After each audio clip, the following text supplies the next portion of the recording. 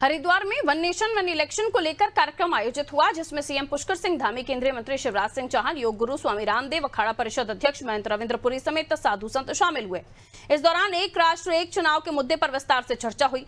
वक्ताओं ने एक साथ चुनाव की व्यवस्था को देश के विकास, प्रशासनिक व्यवस्था और लोकतांत्रिक प्रक्रिया से जोड़कर अपने विचार रखे। इस दौरान योग गुरु स्वामी रामदेव ने वन नेशन वन इलेक्शन के लागू होने से शिक्षा और विकास के क्षेत्र में बड़ा बदलाव आने की गुंजाइश जताई। वहीं महंत रविंद्रपुरी ने एक देश एक चुनाव से समय और संसाधनों की बचत होने की बात कही। महामंडलेश्वर करौली शंकर महादेव और आचार्य प्रमोद कृष्णम ने भी अपने मत साझा किए।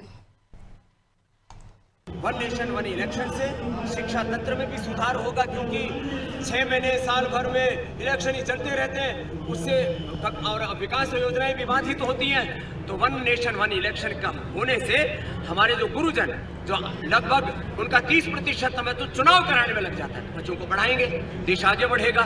और इस पे जो चिंतन चल रहा है हरिद्वार की धरती से चल रहा है और हमारे धर्म गति के बीच में बैठ करके चिंतन हो रहा है, निश्चित रूप से एक बड़ा संदेश है राष्ट्र के लिए।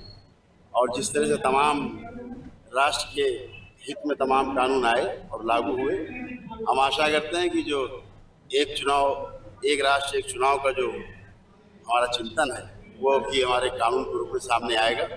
इससे हमारे देश के अंदर लोकतंत्र और मजबूत होगा।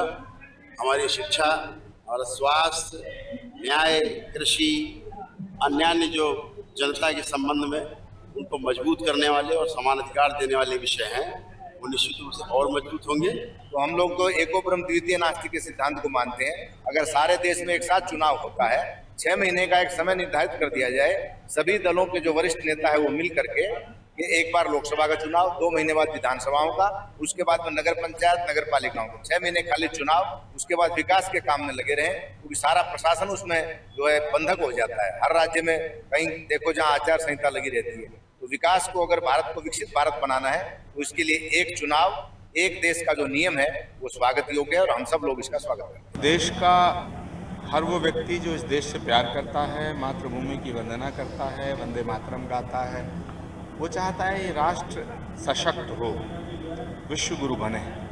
भारत के सभी संतों का मत है कि भारत में एक राष्ट्र एक चुनाव, वन नेशन वन इलेक्शन लागू होना चाहिए।